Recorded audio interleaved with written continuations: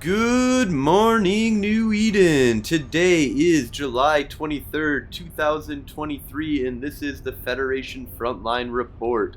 I'm your host, Frozen Fallout. My co-host is Night Flyer.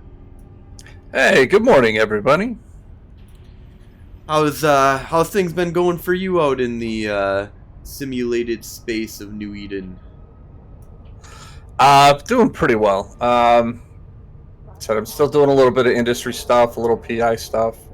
Um, but had a opportunity this week to get into faction warfare a little bit more, and then we wrapped up a contract with Noir down south. Yeah, that was a little fun. That was over in the Mimitar Amar Warzone area that we were in. We were contracted to go after No Forks Given. That was a lot of fun. First time I got to participate like to an okay amount. Went out a few times and was able to get some kills with the guys. I know that Gwenevic Kenyon, our other co-host Samson, was out there tearing it up in Amy, I believe it was called. Amy? Yeah, somewhere down there. We're about, I don't know, 4 to 7 jumps from the Amar. Yeah, it was really nice to be like right next to the Amar trade hub. Even though I'm a little flashy, but I'm at minus, I think, like 3 or 4 right now for my sex status. I was still able to get over to Amar, grab a Gnosis, and fly it back over. And I know that Gwenevic grabbed a whole bunch of ships and was able to move it on over for some gate camping, and he loves his solo gate camping, so he was able to hang out with the Noir guys and really kind of have some good sit downs. And yeah, we had some good fun. He FC'd a fleet that we were part of, and I think I got in about like 5 kills. They're all really kind of small stuff, nothing too exciting, but yeah, we had some scuffles with No Forks Given as well, which was kind of fun. And yeah, that was a fun little contract. A lot of gate camping in low sec, so everybody had to go repair their sex status after the contract was over. So fun. But yeah, times, I think overall it went really well. I thought the numbers for the contract looked really good. Yeah, I think that we were like 70 or 80% efficiency or something like that. Yeah, Alec was saying. Yeah. I was listening to the Declaration of War podcast that goes out by Noir. So, and Night Flyer, thank you so much for that subscription. Always helps keep the channel alive here. But yeah, things are looking really good for that. That was really awesome. I know that Alec was talking about how they screwed up at the very beginning of the contract.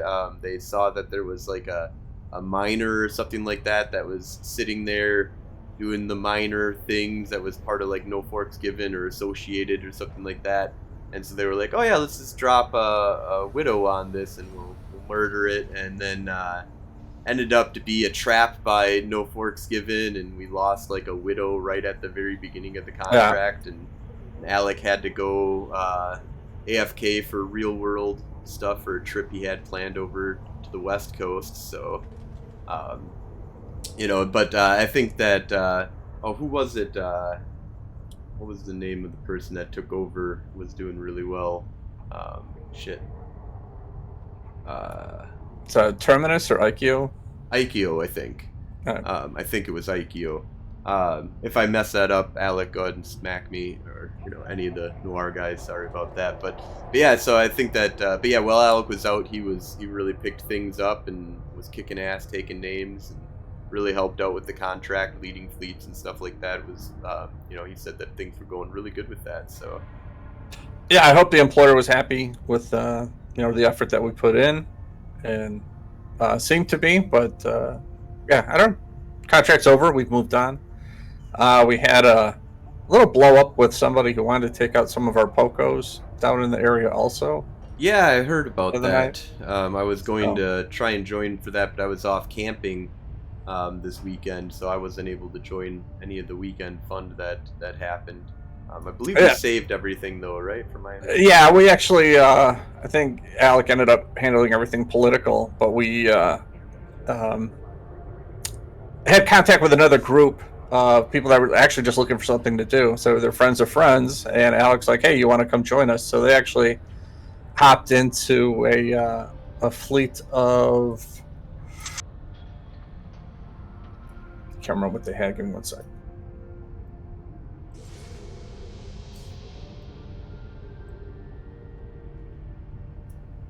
It's not coming to me off the top of my head. But anyway, they came in with a fleet of something that the guys just didn't want to mess with, and so they're like, all right, so I don't know. I don't think Noir was just getting into a war, and I think that's what it really would have turned into. So these guys just thought they'd kind of poke the bear. Alex said, no, you don't probably don't want to do that. And then yeah, they're like, okay, you're right, we don't. Let's just not do this, because it would have been a nice fight. It would have been a good fight, but. Mm-hmm. Oh yeah, so today we're gonna go ahead and take a look over the Warzone here. What's going on in faction warfare for the Galente Mimitar Warzone. We've have some minor developments. I think we kind of touched base last month on this. Not much has really changed up in the Warzone, but let's just kind of talk about the first area here. So we've got Hades is currently the stronghold of hope for the Galente, and it is in rough shape. Keldari are at 77% advantage inside of the system, 94.9% contested. So we're looking a little rough right now in that area. Hades there is some talk about maybe just letting it flip on over so that we can reset that advantage that they have, turn it into a front line for the Galente. But the South is in a little bit of problems here. They've also circumvented Hades and have moved on over to Indragal, Mirathan, Malmanuel, Lowe's. All the area down over here is all very contested by the Keldari. They have controlled all of those systems, kind of skipped Hades and took over Indragal, and then kind of started moving down that way. So the Keldari have been farming quite strongly in this area. Devon has been holding out for them quite well. It's only 27% contested at this point. Aboon is only 2.1% contested, controlled by the Keldari. We did own that for a while. We did own this Onasikan for a little while, but that ended up getting switched over to the Keldari. I know that I had some ambition of wanting to go taking over Nissawa here so we could get our old home and the Taurus taken back. That didn't happen. Yeah, fighting has been kind of rough in this area for the Galente. I know that Sedition, though, up in the north here, has been kicking ass with some other alliances and other groups of Galente, and we finally have OICX back underneath our control. We have, all of the Athenon area back under our control, and there is. I heard that this was not going to be a front line anymore. Somebody lied. But there is a patch that's supposed to be coming out to make it so that Athenon, because Athenon is currently a frontline system because there's a high sec gate that goes to Keldari space. That's just, a little ways away from Jeddah, but that gate's shut down. So I've heard that that should get fixed at some point here, because there really is no high sec connection anymore to Keldari space over there. Because since we own it, we've shut down the gate that the Keldari have. But we own this entire pocket now, which is, this entire area here. Sedition has really been pushing to try and keep the north a little bit more active and interesting. Possibilities of it being a little bit more less farmers from the Caldari up in the north area here. It seems like the Caldari are really doing their farming down in the south area. There has still been some okay success over, we're still holding on to Sujarento, which is cool, making Tama a frontline system. Not a lot of activity happening inside of Tama, though.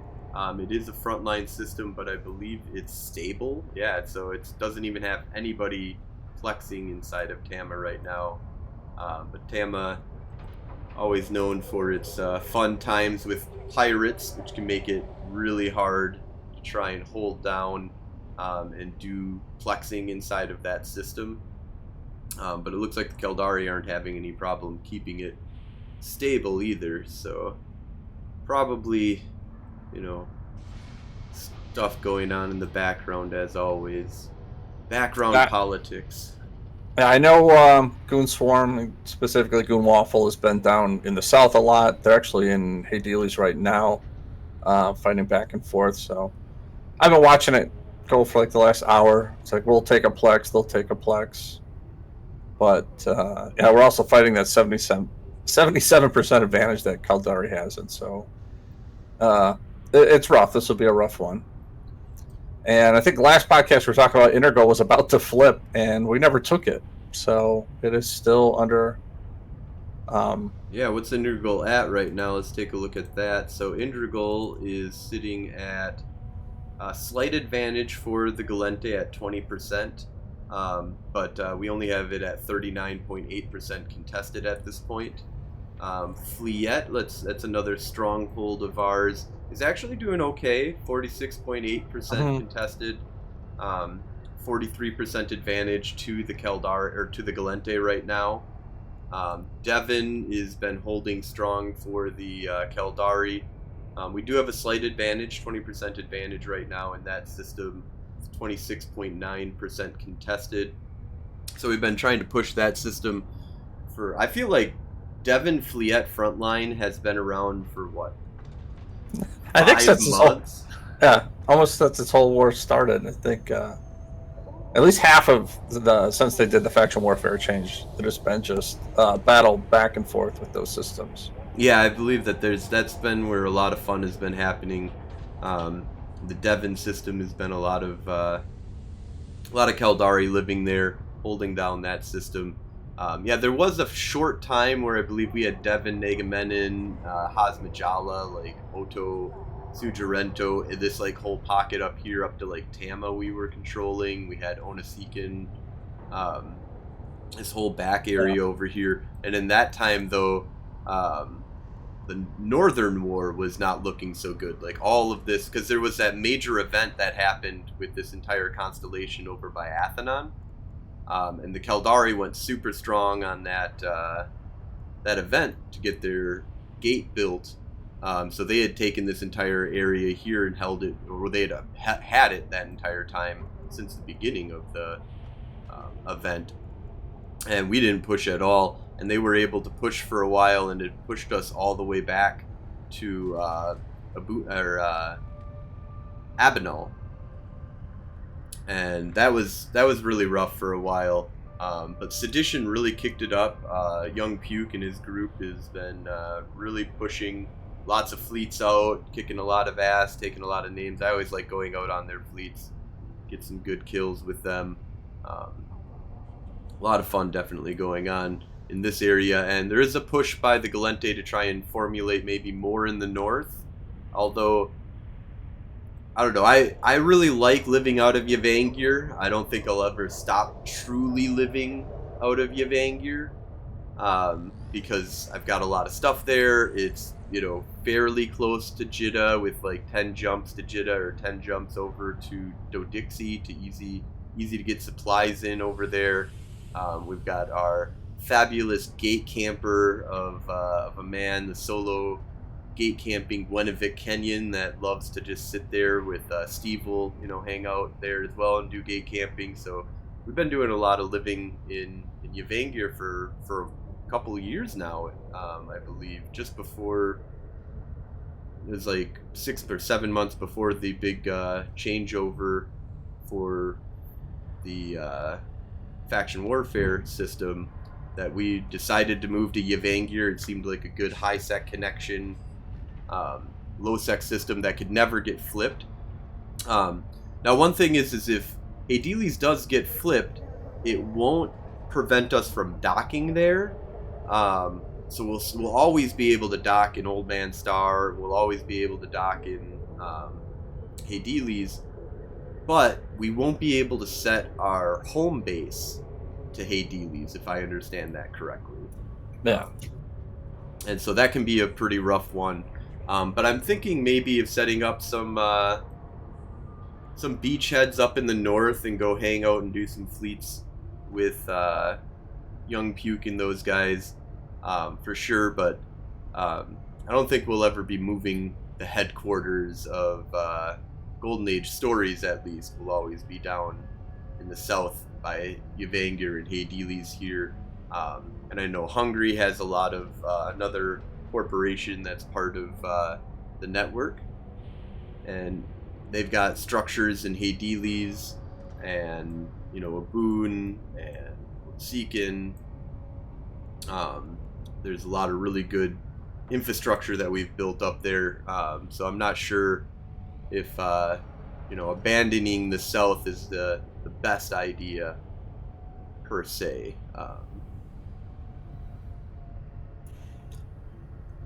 Now, I do have some ships up in the north, but I think just like you, I've been more focused down in the south. It's where a lot of my industry is done, and it's where a lot of my storage is done, where my large, ship lockers are in the south. So, yeah, the logistics to the north is harder, I find, for me personally, to get a good amount of stuff up north. And I don't know, have you been to Intaki since the shipcaster has been created there? Just to see what it was, just to get an actual physical look at it. But as far as hanging out there or testing the markets or anything like that, I haven't done any of that. But that would be nice if they did have a good market there. That if I can get ships into Abenal from 3 jumps away instead of 7 or 10, that'd be great. And I'm not even sure how far it is from Jeddah, but logistic wise, of being able to get goods, into that war zone, I think that's the only real thing that's kind of held me up right now. I know Stockman has a decent market for the most part, but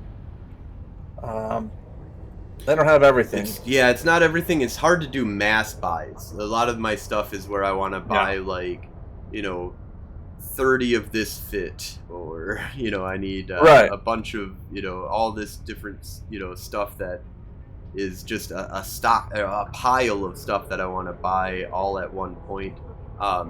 It's not as easy. So I believe that Intaki does have a high sec connection that you can get to now. So because it used to be, a low sec surrounded by low sec, but I believe a gate there kind of similar to the Athenon gate was created there. So instead of us getting a gate to Athenon, we got a gate to Intaki or something, or maybe that was already part of the plan, because making Intaki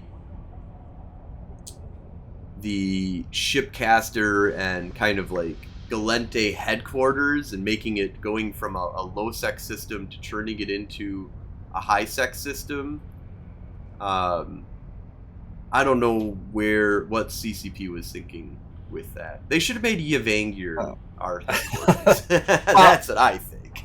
And I wonder if it had a historical significance to it. There is history and a lot of role playing. Yeah. There is a lot of role playing there. Are you familiar with the stories of Intaki and stuff like that? Yeah, I've read some of them, but my memory sucks. So yeah, it had to do with basically Intaki trying to break away from the Galente, and there's been a lot of history that goes into there. One of the people that you can pick from my character is from Intaki, technically. But yeah, there's a lot of history and stuff that goes into Intaki. So I understand it from like a role-playing point of view, but a logistical point of view, it's in a rough spot. Like you said, there's Stackmon that's kind of nearby. You know, a little bit farther away is Dodixie. But both of those trade hubs are not as good, of course, as Jidda, and it's quite a bit of ways from that. And then the Keldari, they have their shipcaster over here in Anamon, which I believe is not that far from Jidda at all. Very easy way for their players to get to Anamon.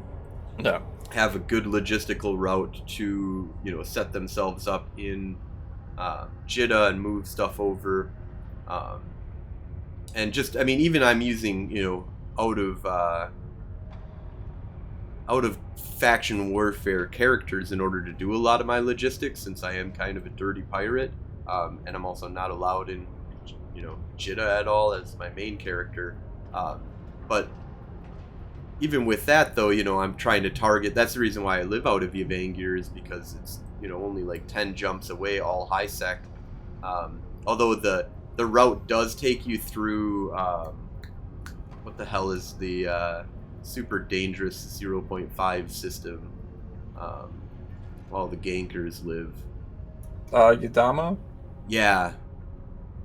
Yep. So that is a little bit of a danger route. I have lost a ship, a hauling ship, deep space transport to the gankings of that system. So yeah, I did have my Mastodon with a pretty decent load in it, and someone actually got a scanner on me, but I never took any fire from anybody, thank God, because I don't think I could have afforded to lose that shipment. But I do the Cloaky jump, so even through the high sec, just one to practice and stay good at it.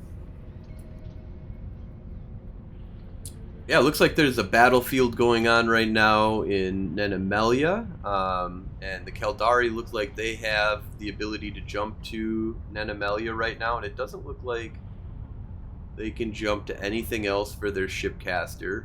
So they have one system, so it's not random. You will jump directly to Nenemelia. You will pass go.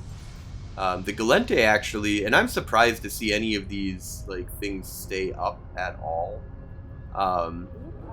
We do have OICX is where you can jump to right now for the Galente. These things have low hit points. It's easy to kind of reinforce them,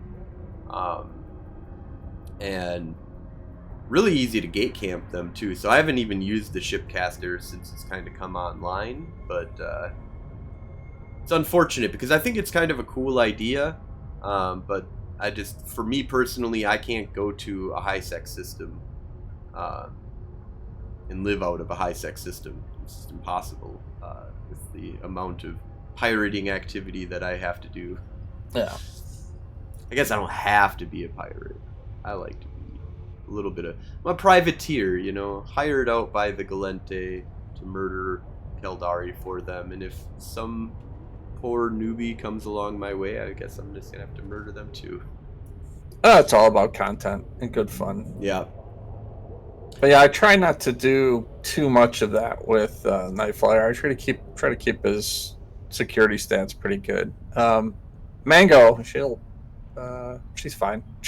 That's why Mango is part of Golden Age Stories. There you go. Yeah, hers isn't quite as good. We are a low sec group. If you can't handle that, you shouldn't be. But I did recently trade up diplomacy for her, though, just for some of the other help it out a little bit. Stuff. Yeah. Yeah. I figured I'd take care of that, advantage of that. So we do have some other news about some stuff that's going on outside of faction warfare. What's some of the stuff that's being shouted out by the people these days? Well, the big news right now is coming up on CSM 18, our player representatives for CCP. The new elections are coming up. Usually they're done in May, but they've changed the dates, and they're actually going to make the announcements of the winners at FanFest this year. So. Oh yeah. Yep. So I think FanFest coming up pretty soon here. Kind of Yeah. really excited to go to that. Um, Uh, Applications I think start October. I want to say August 1st, yeah, I and believe it's then August 1st is what I 1st remember. to the 15th. So about 2 weeks. Then they'll within days we'll have the actual people who are running. We'll be getting their campaigns, and then yeah, they'll have the elections in September. That's what I Yes. think.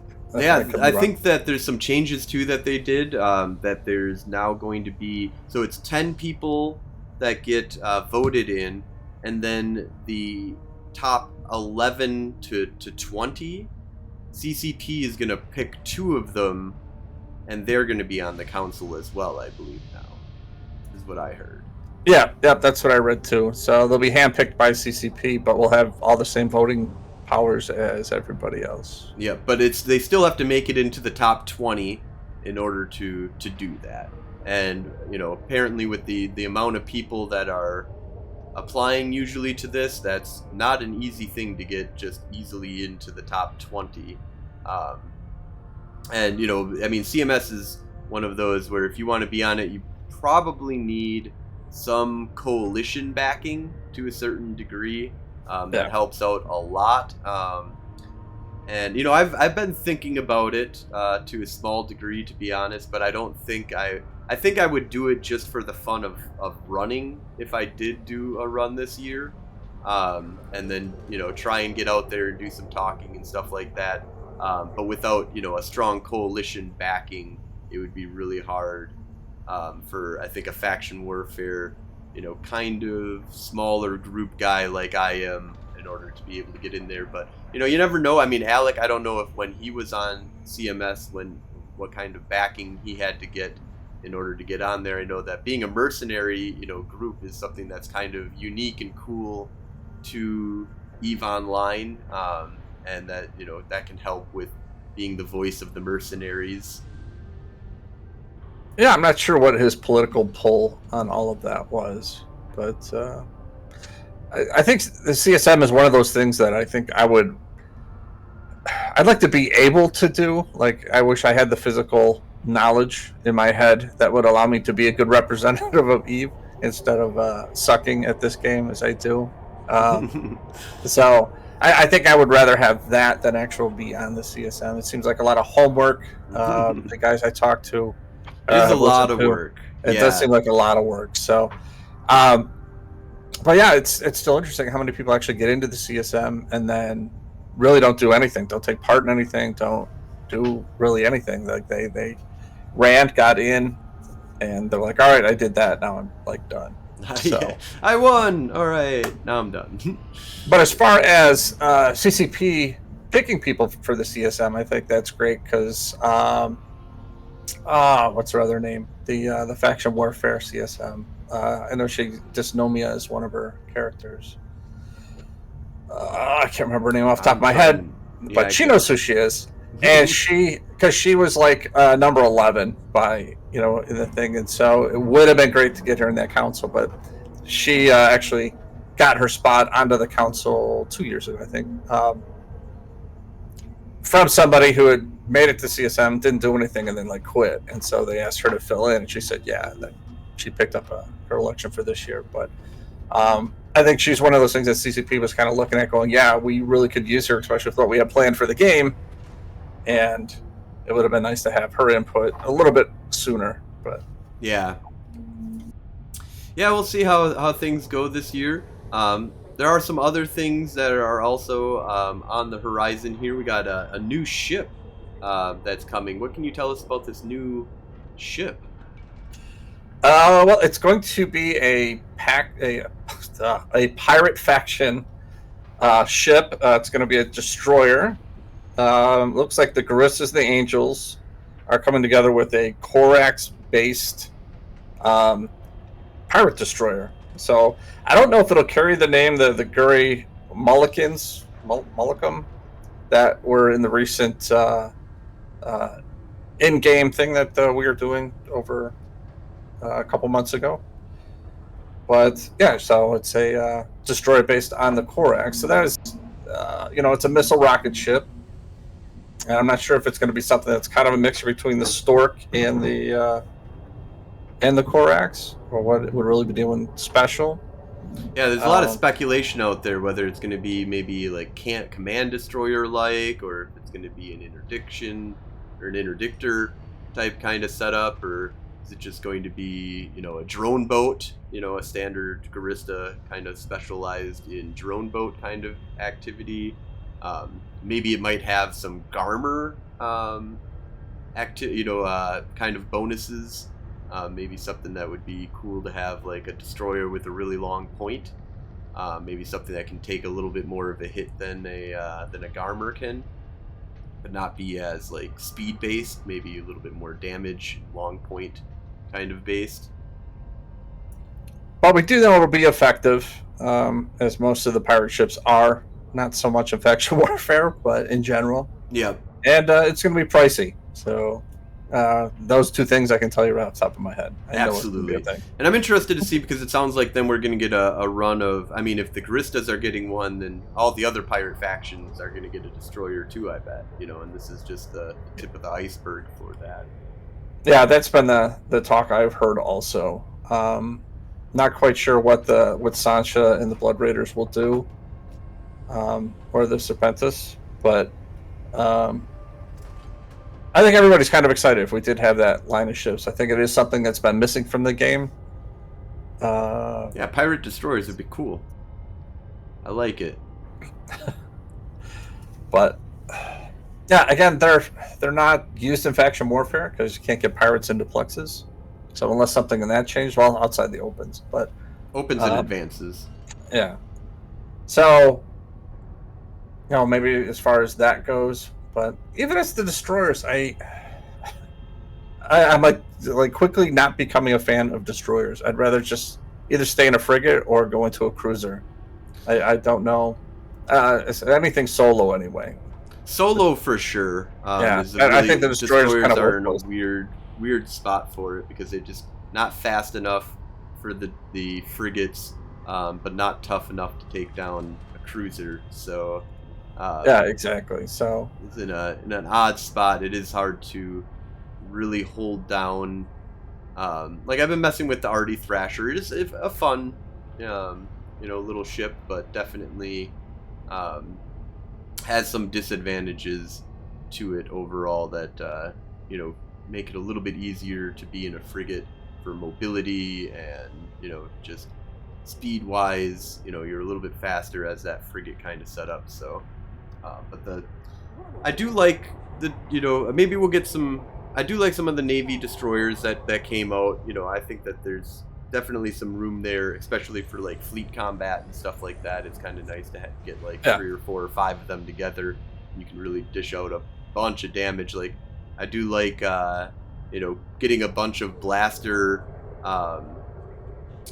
Navy cormorants out together, and you can dish out like 2, 3, 4,000 DPS with a small group of people and just face plant people and still have a decent tank on top of that. So but yeah, and again, in fleets I like them, but I've been losing a lot of my destroyers when I go solo, so I'm not using them solo too much anymore. So we have any other news about what's going on out in the EVE Online universe before we wrap things on up here? Just something that a tool I use, a third-party tool, was eveappraisal. Oh yeah, Third-party tool where you could download what you have in stock and see what the cost or value of that would be in JITA. And I guess the guy that's been running it just hasn't been in the game for a while, and it's just been doing it for the sake of kind of doing it. VCP and EVE Online has changed their ESI API. A lot of tech nerd stuff there. So yeah, I guess he just said, hey, since it just kind of needs to all be redone and I don't want to do it, I'm just going to kind of step away. So, and I thought like low sec buyback used eveappraisal a lot for their stuff, but I guess they brought their appraisal system in-house from what I can check. I don't really use high sec buyback or low sec buyback, but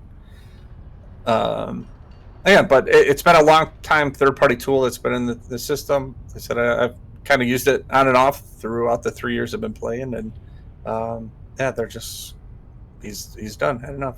Yep. So Yeah, he since CCP changed up their API and he's not playing Eve anymore. I mean, that makes sense. I do know that we've got a lot of people that are looking into like trying to clone it, and there was a clone that I saw out there on Reddit at one point. But if they're having the same API issue, I'm sure if it's just a straight up clone, then they're gonna have that problem with the API. So there needs to be some modifications that need to be made. There is what's the other site that people it's like a name of somebody or something like that. Fuzzy Works appraisal tool, I think, is something a lot of people use if they're not using that. Janus, yeah, that was the one that I've been hearing about. Yeah, that'll be interesting to see what kind of rises up in place of that. I mean, if the person's not playing Eve anymore, there's going to be problems with keeping up to date, and it's understandable that they don't want to change their code, and CCP wants to change theirs. So, that's I get inevitable. Yeah, it's got to be hard. Anytime you're not enjoying or part of something that you're involved with, it makes it a lot less enjoyable. I've had to let some things go as I've gotten older, things I've done for decades. I just kind of gave it up. And, sometimes you just kind of have that time. But again, if you and I were playing Eve Online, like as we do, we wouldn't be doing this podcast. So I get it. It makes sense to me. Hey, not sure who I am. There is another Eve appraisal out there. Goons has one also. So yeah, there are independent ones, and we were just saying with Janus and Fuzzy Works. There are other ones out there that you can go out and check out, but Eve appraisal was like the number one go-to, at least in my world. That definitely was something that we used all the time for different things. So. Yeah, my first 6 months into the game, and when I was doing industry and stuff a lot, that was just one of the things I, made a bookmark for right away. So, yeah, I remember when I first heard about it, I was like, "Oh, that's awesome." I used it a lot when I was doing ganking back in the day, high sec ganking, where we would scan the contents of a ship when it undocks, and we would take a look at it. Oh, we got an 85 undocking from Dodixie. We'll get a scan off on it, throw that into Eve appraisal, and it's like, oh, that's worth $1 billion ISK. Yeah, we'll throw 2 battle cruisers at that, and toast them so that we can just 2-shot or 1-shot the poor little guy coming right out of Dodixie, and swoop in our hauler, go pick it up. We made a lot of decent amount of cash just by being able to quickly do that. So a lot of, may Eve appraisal rest in peace, but absolutely there is a lot of different tools out there that are still doing that. New ones, room for new ones to kind of come up and rise up out of the ashes of Eve appraisal to become the go-to Eve appraisal type system. So DJ Darth Vader, oh my god, we have a DJ that's Darth Vader. I would love to see Darth Vader DJing. I would pay, just even if it was like not the greatest DJ, but he was up there with a Darth Vader outfit, like I would pay to watch that. So not sure who I am says I think I've been there ever since I can remember. Yeah. I think it's been there. Sorry, ever since I could. Yeah, I don't remember. I definitely, when I learned about it, it had been in existence for a while. I don't even remember when I first started using many years ago. So, well, and he's open source his program. So if anybody wants to go on GitHub, they can. He'll let you have it. So, but it looks like most of these appraisers, as I'm looking through them, are using at least a similar program for it.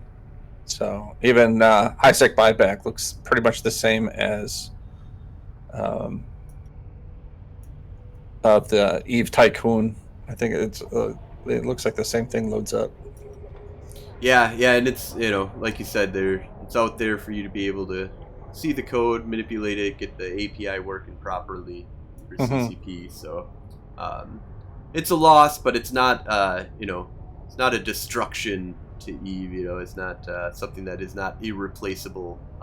Fortunately, because that is a really great tool, and a lot of people use it for a lot of different reasons. Some of them nefarious, like myself, and some people for very legit, good, solid reasons. So,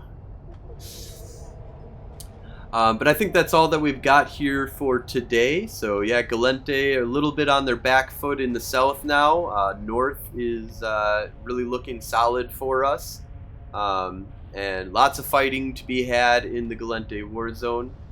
If you're interested in joining up with the war effort, go ahead and throw in an application to Golden Age Stories in-game. You can always watch us live on Twitch every Sunday at 2200 Eve time. That's 5 p.m. Central Time. We started a little bit late today. I just got back from a camping trip, so ended up leaving the campsite a little bit late. We had a little bit of rain out that we had on Saturday, so it was a little slow going, bones a aching when I woke up. Tent camping in a little bit of a moist camp. So, but if you missed the show live, you can always watch the recording on our podcast, Federation Frontline Report, which you can find that on Spotify, iTunes, YouTube, or pretty much any other podcasting platform out there. You can always check out our website, federationfrontline.com, for more information on our alliance, our podcast, and friends of the show, as well as some stuff on EVE Online. So thank you all for watching, and have a great day. Hey, good night, everybody.